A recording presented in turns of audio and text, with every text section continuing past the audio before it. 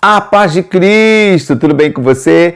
Esse quem vos fala, pastor Alexandre Pereira, para mais uma pré-aula da nossa revista Betel Dominical, terceiro trimestre de 2022. Hoje estudaremos a lição de número 7, que traz como título A Coerência entre a Vida Interior e a Prática. Uma lição extraordinária, vale muito a pena você conferir. Já te peço, se inscreva no canal aqui embaixo, inscrever-se, acione os sininhos das notificações para que você receba em primeira mão as nossas próximas pré-aulas. Também deixe o seu like e, se sentir no coração, compartilhe com o máximo de pessoas possíveis. Certo, meus queridos? Vamos à nossa vinheta e logo em seguida retornaremos para a nossa lição. O Homem Esperado pelas Religiões, um livro extraordinário, vale muito a pena você conferir. Aqui eu falo das maiores religiões do mundo e como elas estão alinhadas no mesmo pensamento em relação ao futuro. Quer saber quem é este homem mais esperado? Leia este livro e você irá descobrir coisas muito importantes em relação ao futuro da humanidade.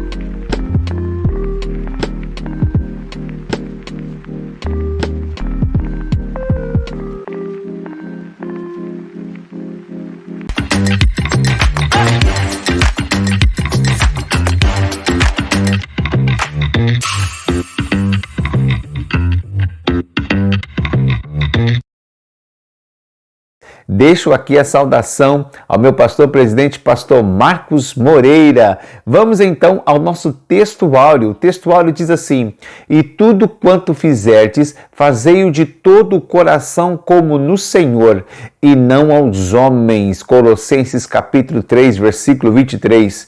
A nossa verdade aplicada diz assim: é preciso ter sempre em mente que Deus está atento às nossas ações e motivações e que nada está encoberto diante dele. Nós temos 3 objetivos nesta lição. Primeiro, ensinar que Deus sabe a intenção do nosso coração. Segundo, mostrar a pretensiosa oração dos hipócritas. E terceiro, apresentar a forma correta de jejum ensinado por Jesus. Diante disso, vamos ao nosso texto de referência, que é Mateus capítulo 6, versículo 1, 2 e 5, que diz assim: Guardai-vos de fazer a vossa esmola diante dos homens, para serdes vistos por eles. Aliás, não tereis galardão junto a vosso Pai, que estás nos céus. Quando, pois, deres esmola, não faças tocar trombeta diante de ti, como fazem os hipócritas nas sinagogas e nas ruas, para serem glorificados pelos homens. Em verdade vos digo que já receberam o seu galardão. E quando orares, não sejas como os hipócritas, pois se comprazem orar em pé nas sinagogas e às esquinas das ruas, para serem vistos pelos homens. Em verdade vos digo que já receberam o seu galardão. Nesta lição, trataremos acerca da vida interior e da prática. Jesus vai falar de 3 aspectos: de dar aos necessitados, da oração e do jejum. Dentre este tema, ele vai nos ensinar a como devemos fazer isto de maneira correta. E para ele ensinar-nos, ele vai fazer uso da maneira incorreta dos religiosos da sua época. Essa é uma metodologia muito interessante. Observarmos a forma errada para sabermos qual é a certa. E na vida, muitas vezes aprendemos com os erros dos outros. E Jesus vai nos ensinar a partir dos erros dos religiosos de seu tempo. Tópico 1.1: Agradando a Deus e não aos homens. É importante lembrarmos que toda a ação ela é motivada por uma vontade, por um sentimento interior. Precisamos pensar acerca disso e é isso que Jesus vai nos mostrar. As ações dos religiosos de seu tempo eram ações que poderiam até representar que estava agradando a Deus. Entretanto, o sentimento do coração deles, a motivação era equivocada. Observe o que diz Mateus capítulo 6, versículo 5. E quando orares, não sejas como os hipócritas, pois se comprazem orar em pé, nas sinagogas e nas esquinas das ruas, para serem vistos pelos homens. Em verdade vos digo que já receberam o seu galardão.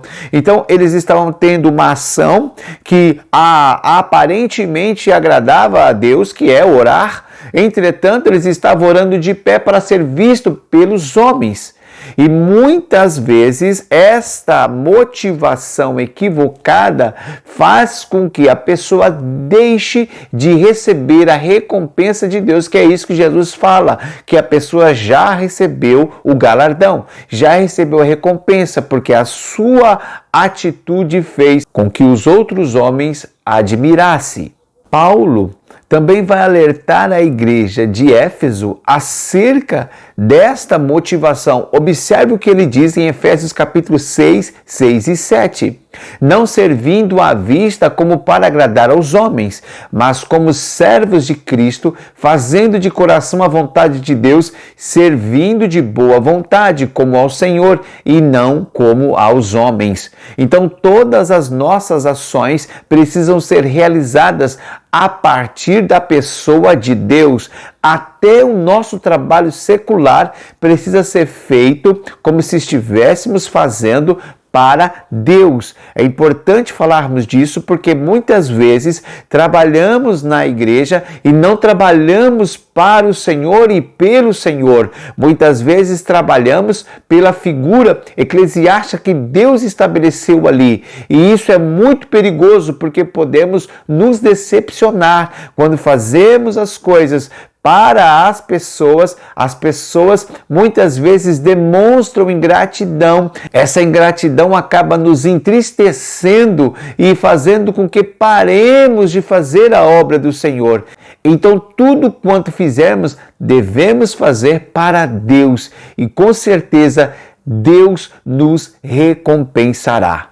Além disso, Paulo também vai nos dar, no capítulo de número 3, versículo 12 e 13 do livro de 1 Coríntios, uma lista de obras, e isso é muito interessante você destacar.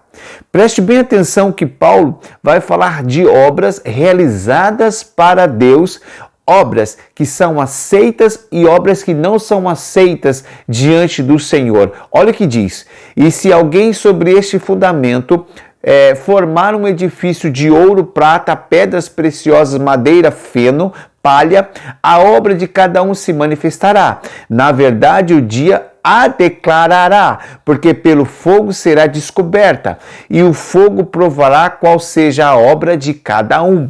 Observe que Paulo apresenta alguns elementos. Ele fala do ouro, da prata, das pedras preciosas, da madeira, do feno e da palha. Então nós temos três elementos, que são duradouros, resistentes e preciosos, que é o ouro, a prata e as pedras preciosas. E nós temos três elementos que são frágeis, que é a madeira, o feno e a palha. Então Paulo ele vai dar esta lista como se Deus estivesse mostrando para ele que existe três tipos de obras que são aceitas por Deus, que são ouro, prata e pedras preciosas, e três tipos de obras que são reprovadas quando chega ao fogo.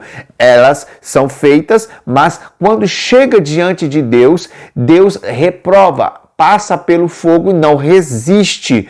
E ainda Paulo vai dizer que o dia a declarará. Então a obra que é para Deus, ela é resistente, ela é duradoura. Já dizia Gamaliel, quando estavam lá os religiosos discutindo acerca do cristianismo, do movimento cristão, da primeira igreja, do início da igreja primitiva, Gamaliel, ele levantou e disse que se essa obra for de Deus, ela persistirá e não haverá ninguém que possa barrá-la, porque vem de Deus. E realmente a obra é de Deus e continua em pé, porque Deus está afirmando. Agora vamos retomar nos elementos apresentados por Paulo. Paulo fala de ouro. O ouro representa Deus por causa da sua pureza e da sua glória. Então, esta obra está relacionada à glória de Deus,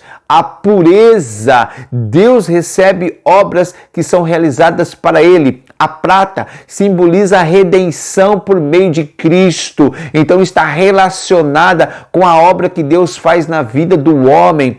Pedras preciosas são símbolos do Espírito Santo ou da glória de Cristo no crente. Elas dizem respeito às obras realizadas pelos cristãos através dos dons espirituais. Também fala da madeira. A madeira simboliza os homens. Num dos evangelhos tem um episódio bem interessante que eu vou deixar aqui embaixo o texto para você acompanhar por que a madeira representa os homens.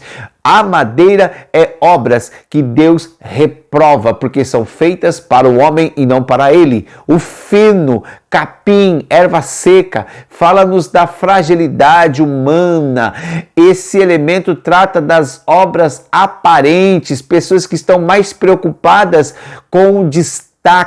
É uma obra que aparece, mas desaparece rapidamente porque é feito para os homens. E isso a gente vê muito presente nos dias de hoje na Igreja de Cristo. Não podemos fazer a obra para agradar a outros, mas devemos fazê-la para agradar ao Senhor, para ganharmos almas para o reino de Deus. A palha simboliza as obras de pessoas sem firmezas. Então, muitas vezes a gente sabe que uma pessoa, ela assume um compromisso na igreja para trabalhar na obra do Senhor, mas ela não tem estrutura, ela ainda é neófita e aquilo acaba destruindo a vida dela porque ainda ela não tem firmeza espiritual. Estas obras também são reprovadas pelo Senhor porque a pessoa não dá continuidade, ela inicia e para no meio do caminho. Isso é um panorama das obras que podemos fazer e Deus está ali aguardando a motivação correta para aprovar ou para desaprovar. Como o apóstolo Paulo disse, o dia declarará. Por isso, há muitas igrejas que abrem e fecham. Por quê? Porque o dia declara se aquela obra é do Senhor ou se aquela obra não é do Senhor. Tópico 1.2, a verdadeira e a falsa piedade. Jesus então vai nos revelar a piedade dos fariseus, descrevendo-os como hipócritas, porque as suas atitudes não correspondiam com os seus sentimentos. A palavra hipócrita deriva do vocábulo grego hipocritai, que significa um ator usando máscara no palco do teatro grego. Então, hipócrita, na verdade, eram aquelas pessoas que subiam nos palcos gregos para fazer as apresentações, e um detalhe é que eles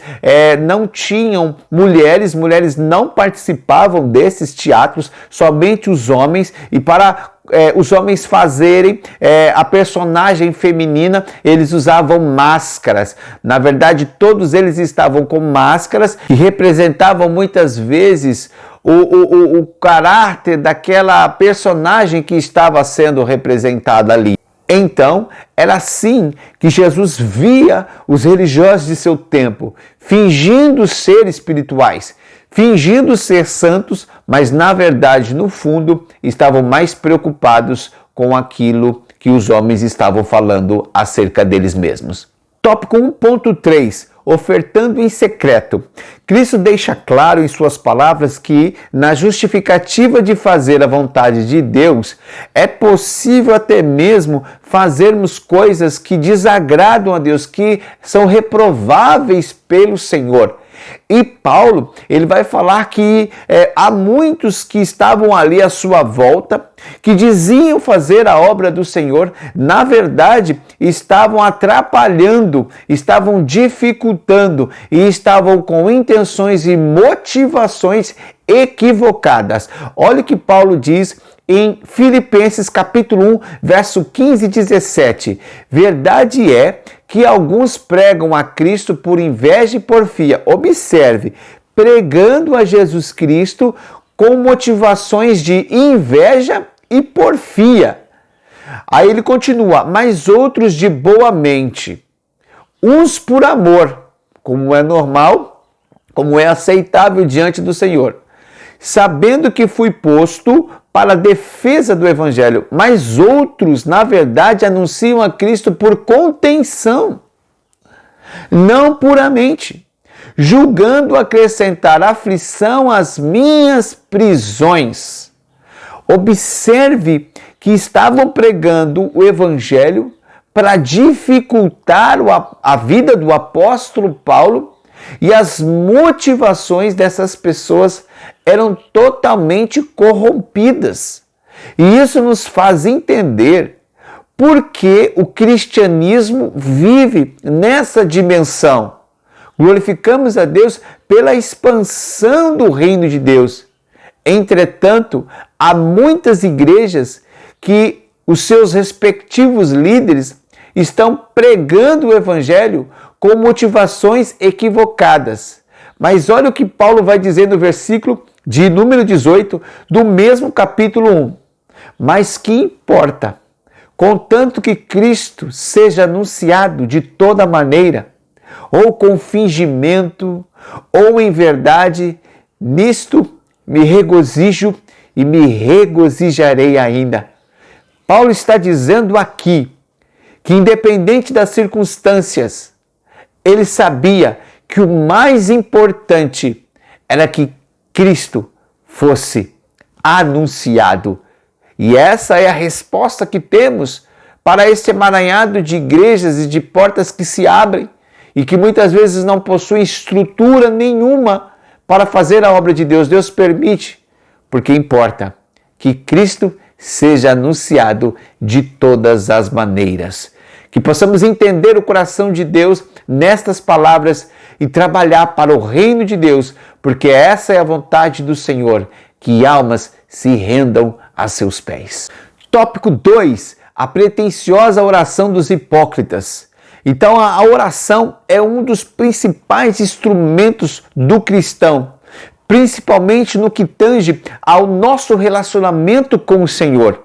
E precisamos encontrar os caminhos da oração, porque a oração é mais profunda do que imaginamos.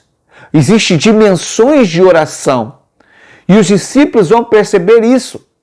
Os discípulos, eles não vão pedir para Jesus para ensiná-los a pregar, para ensiná-los sobre a Torá.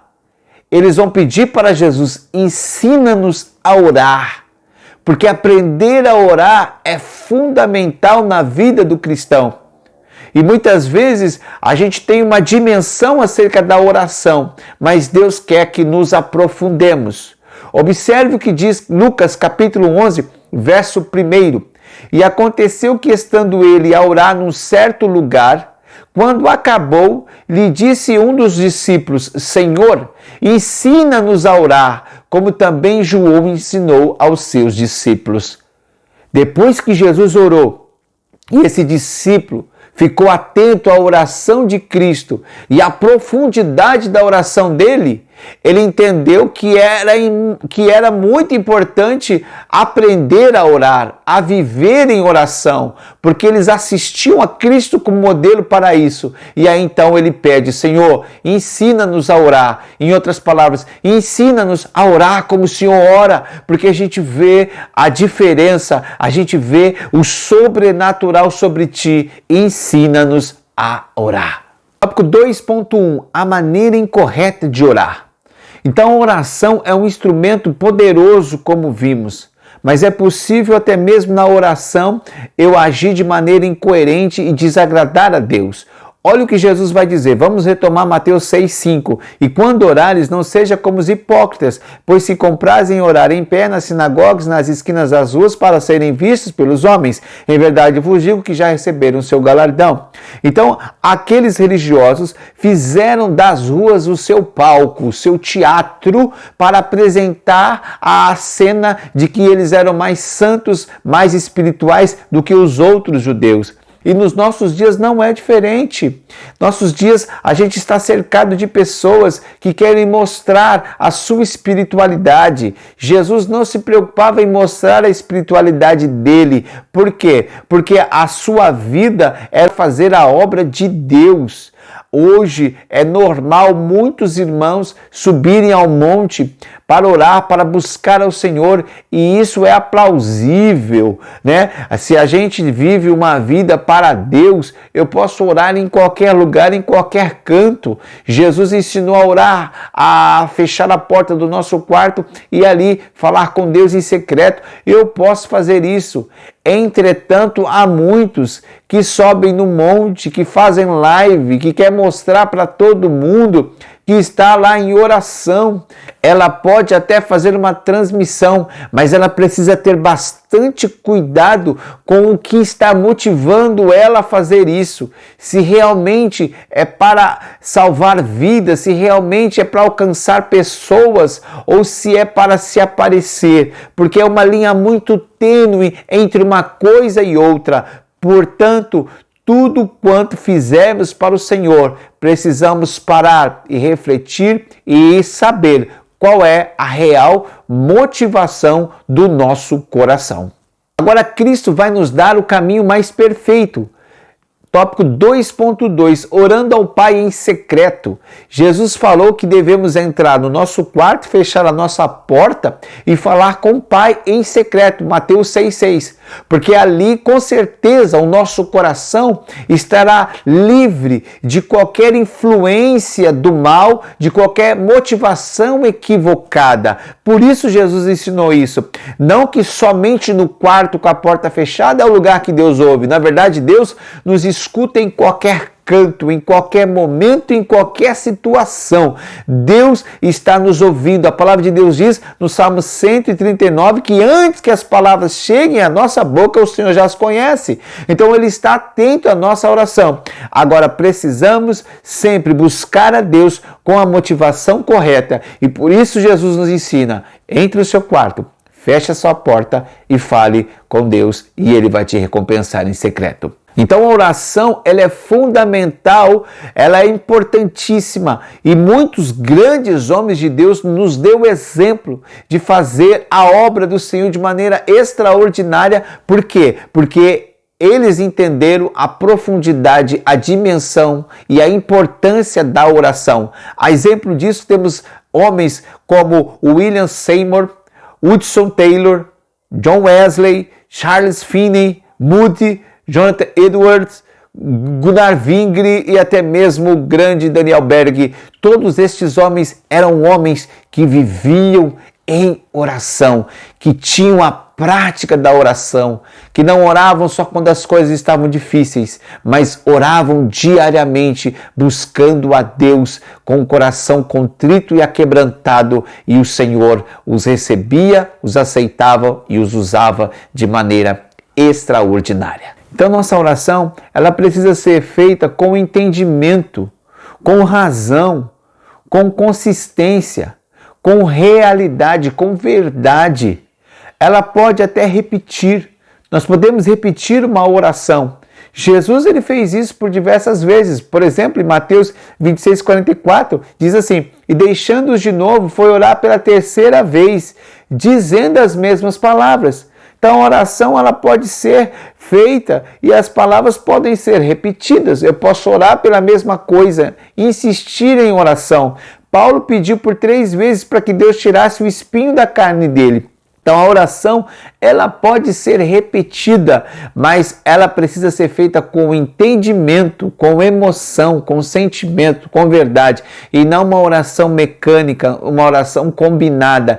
Isso não é oração. Isso é repetição de palavras, é uma coisa vazia, sem sentido. Infelizmente, muitas religiões e até igrejas cristãs adotaram orações mecânicas.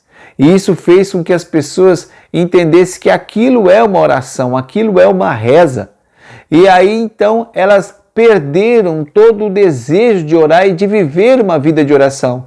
Porque todas as vezes que essa palavra vem à tona, ela lembra daquele modelo, que na verdade é um modelo mecânico, frio, e vazio sem entendimento.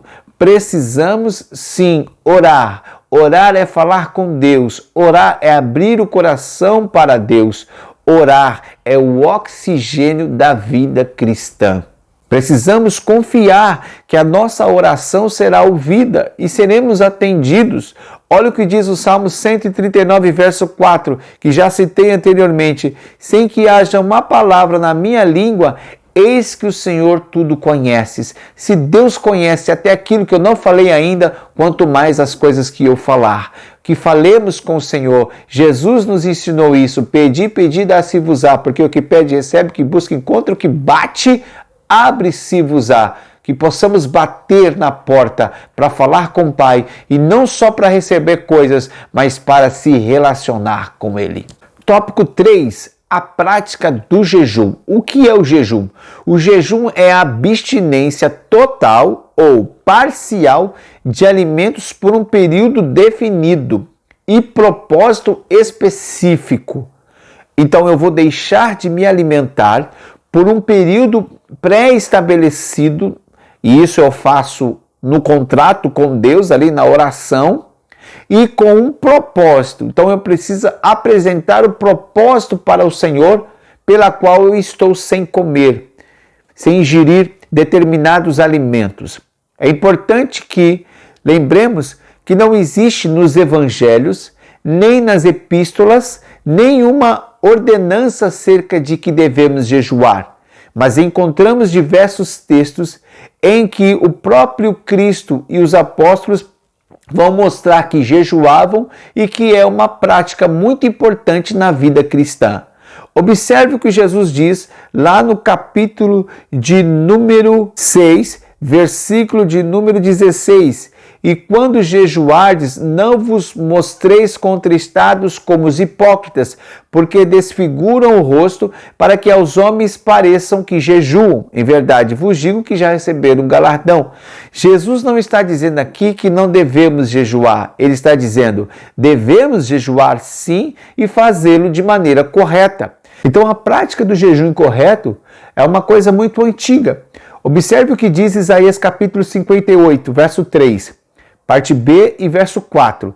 Eis que no dia em que jejuais, cuidais dos vossos próprios interesses e exigis que se faça todo o vosso trabalho.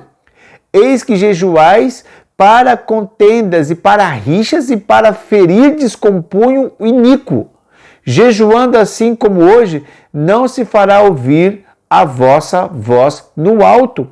Então, o povo de Deus estava jejuando, mas a motivação do jejum era errada e Deus disse, eu não vou receber esse tipo de jejum.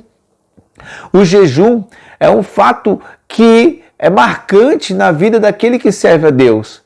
Kenneth Hagin fala acerca do jejum. Ele diz assim, olha, o jejum não muda a Deus. Ele é o mesmo antes, durante e depois do jejum. Jejum muda quem? O homem, muda a gente. Então, se eu faço jejum para encostar a Deus e impor a Deus que Ele realize tal coisa, muito desse jejum será reprovado, não será aceito pelo Senhor. O jejum é para aquebrantamento. O jejum é para eu entender a vontade de Deus. O jejum é para Deus mostrar o caminho. O jejum é para o Senhor abrir as portas para mim e não para impor a Deus o que eu quero. Deus, neste texto, nos mostra como Ele aceita e como Ele não aceita determinados jejuns. No Antigo Testamento, nós vamos ter vários exemplos de jejum e os propósitos estabelecidos para este jejum. Por exemplo, jejuar para consagrar. Está lá em Números capítulo 6, verso 3 e 4, que era no voto do nazireado. Então, para a pessoa ser consagrada ao nazireado, eles faziam um jejum. Jejum por arrependimento de pecado. Samuel e o povo jejuando em Mispá. 1 Samuel 7, 6 e Neemias 9, 11. Jejum por luto. Davi vai jejuar em expressão à dor de Saul e Jonatas. E depois pela morte de Abner. 2 Samuel capítulo 1, verso 12 e 3:35, jejum por aflição. Davi vai jejuar por causa de seu filho com Batseba. 2 Samuel 12:6 até o 23. Por proteção, Esther pede a Deus, em jejum junto com o povo para proteção em relação a Amã. Esther capítulo 4, versículo 16. Em situação de enfermidade. Então Davi jejuava e orava por outros que estavam enfermos. Salmos 35:13. Jejum por intercessão. Daniel orando por Jerusalém e seu povo. Daniel capítulo 9, verso 3 e Daniel capítulo 10, versículo 2 e 3. Então são vários exemplos de propósito para jejum no Antigo Testamento. Vamos agora ao tópico 3.1, o jejum que agrada a Deus. Então o jejum, ele precisa ser uma prática equilibrada. Não deve ser para mostrar mais espiritualidade, mas deve ser feito para o aperfeiçoamento da nossa vida cristã. E ele precisa estar pautado nas Sagradas Escrituras, para que realmente seja aceito pelo Senhor nosso Deus. Tópico 3.2, a privacidade no ato de jejuar. Aqui eu quero destacar dois tipos de pessoa. A primeira é aquela pessoa que jejua em secreto e não conta para ninguém. A segunda é aquela pessoa que faz o jejum, mas ela toca a trombeta como os religiosos do tempo de Jesus. Aqui a gente precisa chegar a um ponto de moderação, de equilíbrio. Por quê? Porque aquela pessoa que não conta nada para ninguém, eu pergunto, como é que os evangelhos vão descrever que Jesus jejuou 40 dias no deserto se ele não tivesse contado para ninguém? Sendo que se eu contar para alguém, Deus não vai receber o meu jejum porque deixou de ser secreto? Não. É extremismo, não é necessário. Muitas vezes, quando você jejua e você conta para alguém que você jejuou, você até incentiva o outro a jejuar. Agora, a sua motivação é que aquele irmão aprenda o caminho do jejum e também inicie fazendo jejum. E não contar para aquele irmão que você está jejuando para mostrar que você é mais espiritual que ele. Além disso, há outra parte que acredita que eu preciso declarar para todo mundo. Isso também é perigoso. Por quê? Porque eu, assim fazendo, posso estar agindo com motivação errada, como os religiosos do tempo de Jesus, e deixar de receber a recompensa que Deus tem para mim. Por isso, Jesus disse lá no livro de Mateus, como estamos estudando: quando jejuardes, não vos mostrais contristados como os hipócritas, porque desfiguram o rosto para que aos homens pareça que jejuam. Em verdade vos digo que já receberam galardão. Então, precisamos ter o cuidado de jejuar da maneira que Deus aceita. Para finalizarmos, tópico 3, a maneira correta de jejuar. Então, existe 3 tipos de jejum.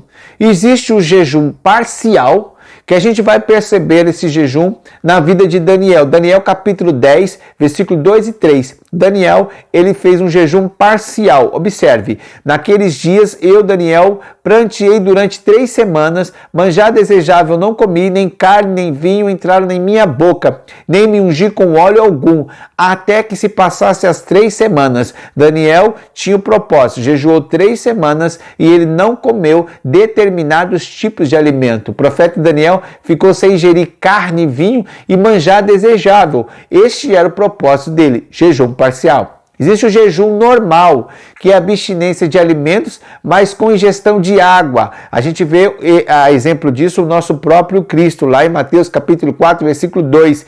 Jesus, cheio do Espírito Santo, voltou do Jordão e foi guiado pelo mesmo Espírito no deserto durante 40 dias, sendo tentado pelo diabo. Nada comeu naqueles dias, ao fim dos quais teve fome. Se Jesus tivesse não tivesse ingerido água, ele sentiria sede, mas como ele estava bebendo água 40 dias, ele sentiu fome e foi aí que o diabo tentou ali enganá-lo. Por isso é o jejum normal. Jejum total é abstinência até mesmo de água. A gente vai encontrar isso em Esther, capítulo 4, versículo de número 16. Observe que o texto diz: vai, ajunta a todos os judeus que se acharem em Suzã, e jejuai por mim, e não comais nem bebais por 3 dias, nem de noite nem de dia. E eu e as minhas servas também jejuaremos. Depois irei ter com o rei, ainda que é contra a lei, se perecer, pereci. Então Esther vai jejuar com o povo e com as suas servas por 3 dias, noite e dia, sem comer e sem beber. É o jejum total.